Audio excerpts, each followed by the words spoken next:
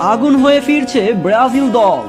আর নয় ব্যর্থর গান, এবার জয়ের স্লোগান দিয়ে মাঠে নামবে সেলেসাওরা। বিশ্বকাপের পর এবার 2024 সালের কোপা আমেরিকায় টানা ব্যর্থ হয়েছে ব্রাজিল দল, যেখানে কোয়ার্টার ফাইনালে উরুগুয়ের কাছে হেরে এবার বিদায় নিয়েছে ব্রাজিল দল। যেখানে ব্রাজিল দলে খেলতে পারেনি বড় বড় তারকারা, মূলত ইনজুরির কারণেই এবারের কোপা আমেরিকায় দেখা যায়নি ব্রাজিলিয়ান সুপারস্টারদের। ইনজুরির কারণে সম্পূর্ণ নতুন দলকে নিয়ে মাঠে নেমেছিল ব্রাজিল দল। ব্রাজিলের সেরা সেরা খেলোয়াড়রা যেখানে ইনজুরির কারণে মাঠে বসে খেলা দেখেছেন দর্শক হয়ে।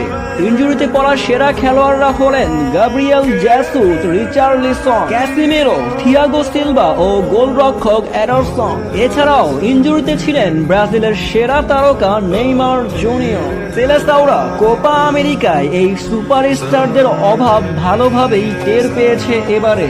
তবে আর নয় ব্যর্থতা, এবার সেরা তারকারা মাঠে ফিরছেন 2026 বিশ্বকাপের কোয়ালিফাই ম্যাচে।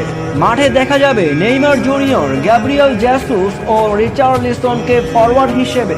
অন্যদিকে আছেন ডিফেন্ডার থিয়াগো সিলভা ও ক্যাসিমেরো। গোলরক্ষক হিসেবে ফিরছেন অ্যান্ডারসন। পূর্ণ শক্তির দল নিয়ে এবার মাঠে নামবে ব্রাজিল দল।